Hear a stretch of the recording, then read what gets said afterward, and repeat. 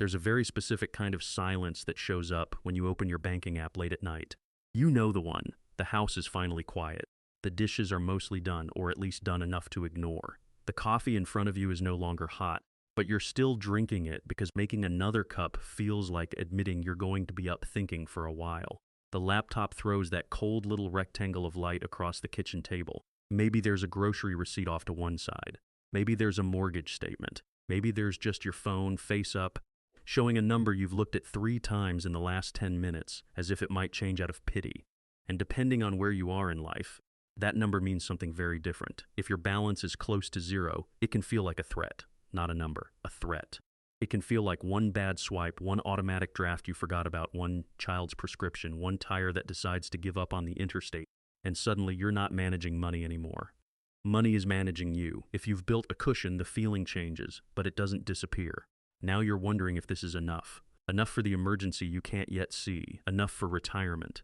Enough to stop refreshing the market every time it has a dramatic little mood swing. And if you've done exceptionally well, if the number has more zeros than you ever imagined when you were younger, the anxiety often gets quieter, but in some ways more abstract. You stop worrying about paying the power bill and start worrying about protecting a life you took decades to build. You worry about taxes, about lawsuits, about legacy, about whether your kids will inherit money or confusion.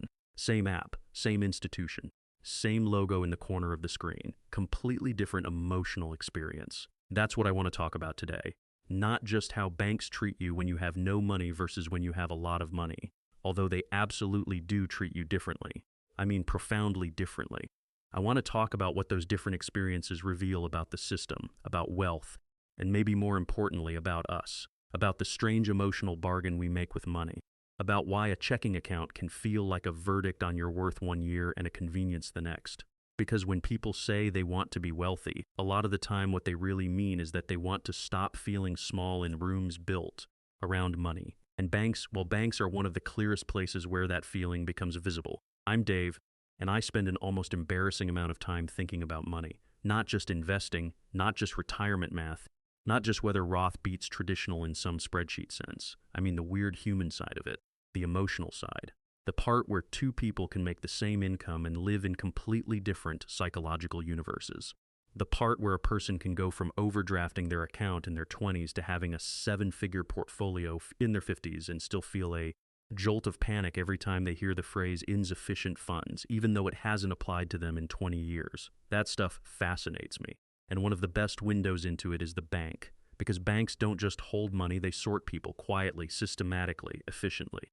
They decide who gets friction and who gets ease, who waits on hold and who gets a direct line, who pays fees and who gets fees waived, who gets offered a basic savings account and who gets invited into a softly lit office with sparkling water and a relationship manager. Here's the thing that took me an embarrassingly long time to understand. When most people think about wealth levels, they imagine lifestyle. Bigger house, better zip code, nicer vacations, maybe a car that makes you feel like you've made it even if traffic still treats you with complete disrespect. But that's not the deepest difference. The deepest difference is administrative ease. It's how many little penalties disappear. It's how many decisions stop being urgent. It's how much grace the system suddenly has for you once you no longer need grace. That's the part people don't always say out loud. At low levels of wealth, the financial world often treats you like a problem to be managed. At middle levels, it treats you like a customer to be retained.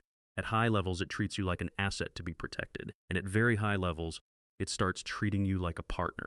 That's a pretty sobering progression if you think about it too long over coffee, which I obviously have. So let's just walk through it together, not in a flashy, here's how to get rich kind of way.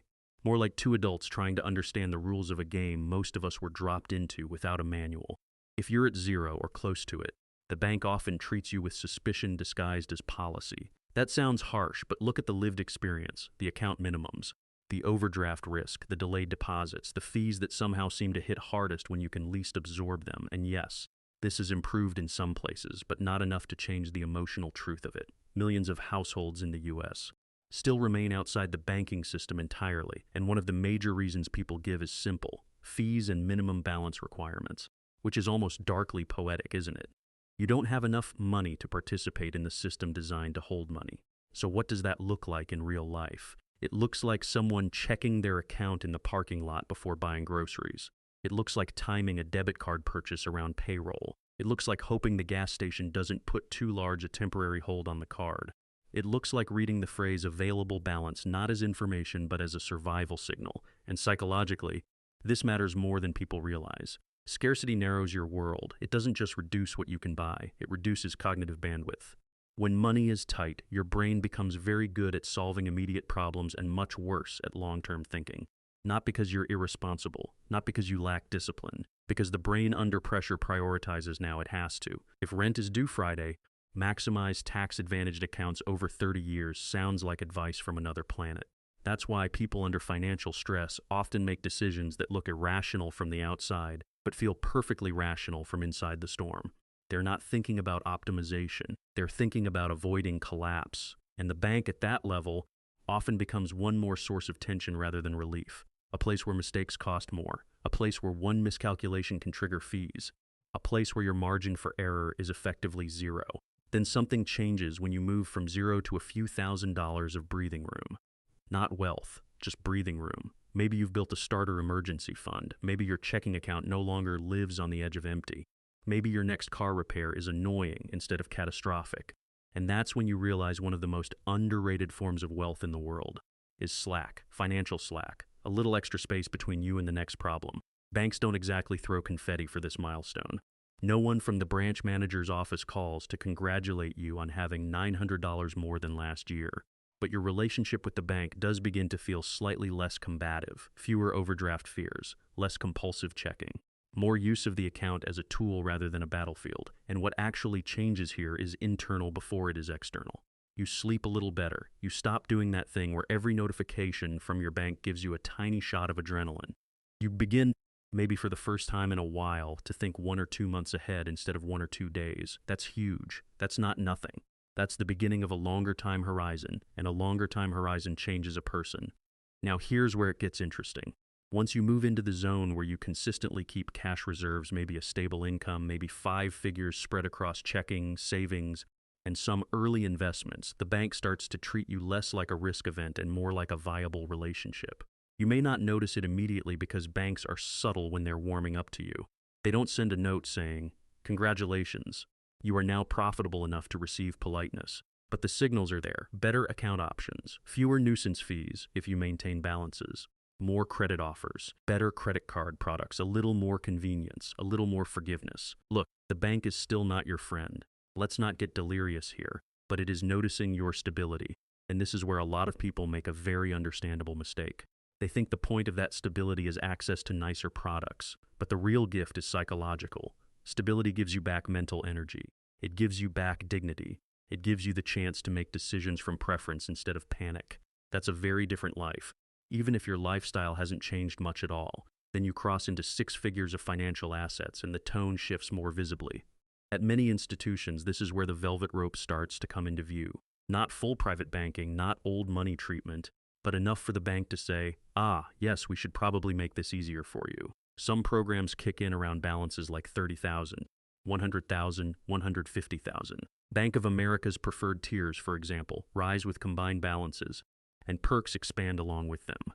Chase has publicly tied its private client checking fee waiver to maintaining a high average balance around the level where most people would say, okay, this is no longer ordinary checking account territory. And what do you get? Usually not magic.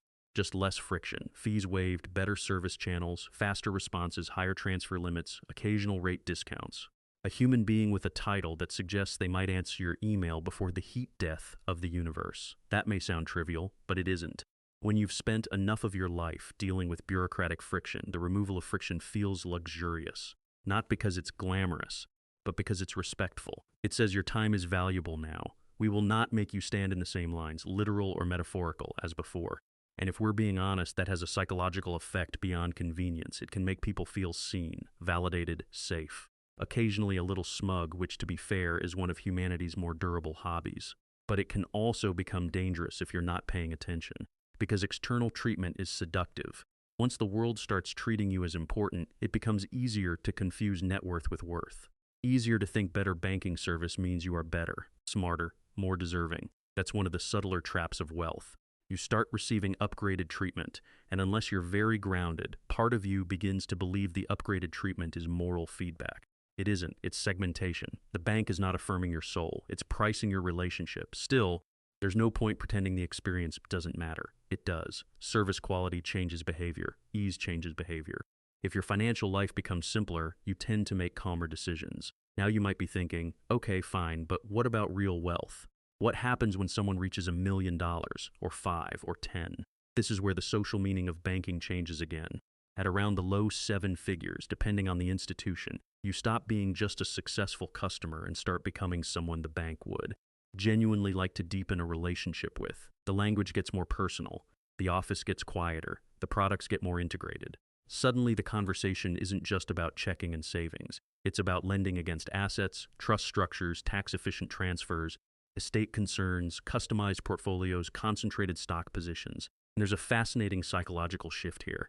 People imagine that once you hit $1 million, the main sensation is abundance. In reality, for many people, the first sensation is responsibility, because $1 million is enough to feel meaningful, but not always enough to feel invincible.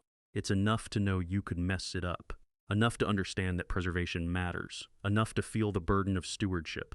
That's why the emotional landscape of early wealth can be surprisingly uneasy. You finally have enough that you don't want to make dumb mistakes, which means money becomes less of a daily stressor and more of a strategic one. The bank responds accordingly. It becomes less transactional and more consultative, or at least it tries very hard to appear that way. You get invited to conversations about goals and legacy and holistic planning. Some of that is genuinely useful. Some of it is product packaging with better lighting. Usually it's a blend. But what actually changes for the person is not the catered seminar at the branch. It's the time horizon. That's the quiet threshold. When you have little or no wealth, your time horizon is short because it has to be. You are protecting the week, then the month, then maybe the year. When you build real assets, you begin protecting the decade. And once you begin protecting the decade, your decisions change. Your emotional reactivity changes. Loss aversion is still there, maybe even stronger in dollar terms, but the pace slows down. You start asking different questions.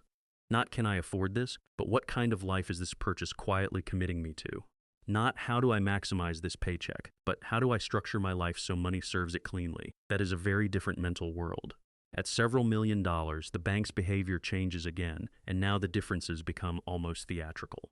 This is private banking territory at many institutions, though the exact threshold varies. For some firms, true private bank treatment tends to begin around the point where the relationships is large enough to justify bespoke attention.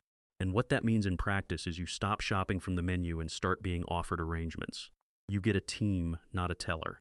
You get coordination between banking, investing, lending, and estate planning.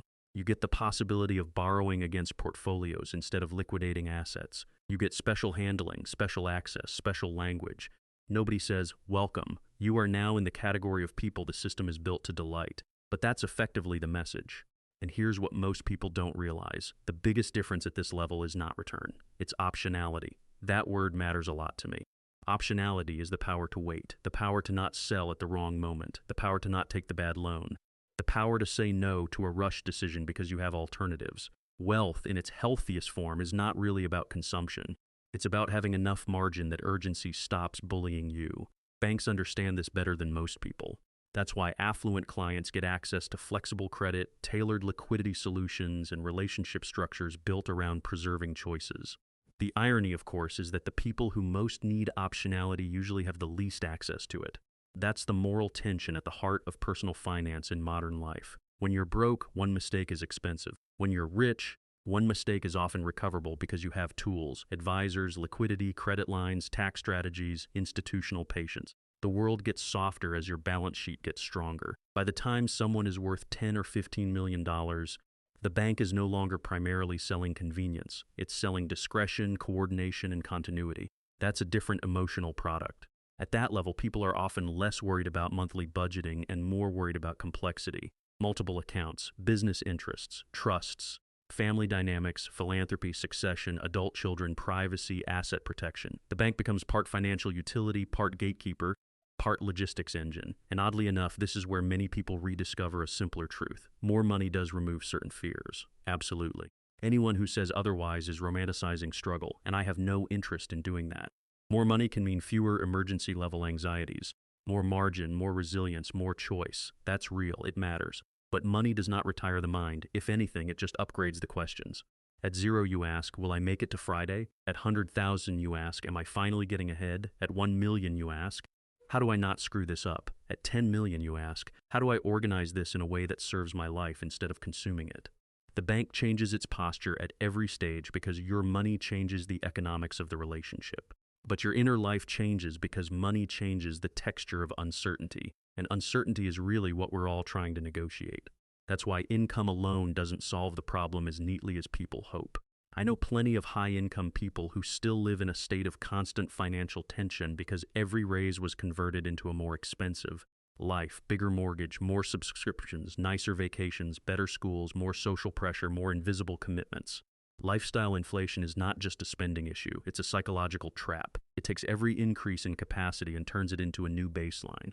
So you never quite feel richer, you just feel responsible for maintaining a more elaborate machine. And then you wonder why you still feel fragile on a salary that would have seemed unbelievable 10 years ago. This is the big objection in almost every money conversation. If I just made more, I'd feel fine, maybe, for a while. But if you don't also build slack, if you don't protect margin, if you don't let some of that increased capacity become actual resilience, then higher income just gives stress a nicer outfit. I don't say that to shame anyone. Honestly, it's deeply human. We adapt, we normalize. We expand to fill the container. We tell ourselves the new expenses are justified because often they are, at least individually. Better neighborhood, safer car, help with childcare, a trip that reconnects the family. None of that is crazy. The problem is cumulative. A life can become financially impressive and emotionally exhausting at the same time. And that's why the deeper lesson here has almost nothing to do with private banking lounges or waived wire fees, even though sure, those are nice. The deeper lesson is that money changes your experience of the world most meaningfully when it changes your relationship to time, stress, and identity. When you no longer need to check your balance before buying groceries, that's not just a math improvement, that's an identity shift. When an emergency fund means a broken water heater doesn't become a crisis spiral, that's not just prudence, that's emotional recovery speed. When a portfolio means you can walk away from a job that is flattening your spirit, that's not luxury, that's freedom in its most adult form. And when enough assets mean you can think in decades rather than pay cycles, you begin to understand what wealthy people are often really purchasing. Not stuff, but calm, ordinary calm. The kind where you sit at your kitchen table, look at your accounts, and feel informed rather than judged. The kind where a bank is just a tool, not a source of identity or dread. The kind where your life is not built around extracting the maximum amount of status from your net worth, but around buying back attention, patience, and room to think. That transformation is quieter than people expect. There's no soundtrack, no dramatic montage. No scene where you toss your old budget spreadsheet into the fire and drive into the sunset like a financially literate action hero. It's subtler than that. It looks like taking a walk after dinner and not rehearsing your worst-case scenarios. It looks like sleeping through the night. It looks like being able to help a parent or a child or a friend without destabilizing your own household. It looks like saying, no, I don't think we need to chase every extra dollar anymore. I think we need to design a life that feels sustainable. That's real wealth to me. And yes, banks will absolutely treat you better as your wealth rises. They'll remove fees, add services, shorten wait times, assign people to your name, and open doors that were invisible before. Some of that is practical, some of it is performative. All of it reflects a truth most of us sense long before we articulate it. Systems are gentler with people who already have cushion. But the ultimate goal isn't to earn better treatment from a bank. The goal is to build a life where the bank's opinion of you matters less and less. That's the philosophical turn, I think. Because if you make the external treatment the prize, you'll never quite arrive. There's always another tier, another lounge, another advisor, another level where someone else gets the number that bypasses the number you were so excited to get. Status letters are infinite. Peace is not. Peace is finite, personal, and available much earlier than luxury marketing would have you believe. It begins the moment you stop using money only to prove something and start using it to protect something. Your time, your relationships, your sleep. Your integrity, your ability to make decisions slowly. That's the deeper point. So I keep coming back to that kitchen table. Same dim light, same cooling coffee, same account on the screen. But imagine the emotional difference. At one stage of life, you're staring at the number like it might accuse you. At another, you're staring at it like it might rescue you. And eventually, if you do this well, if you build carefully and resist the urge to let every gain become a new obligation, you look at the number and it simply informs you. That's all.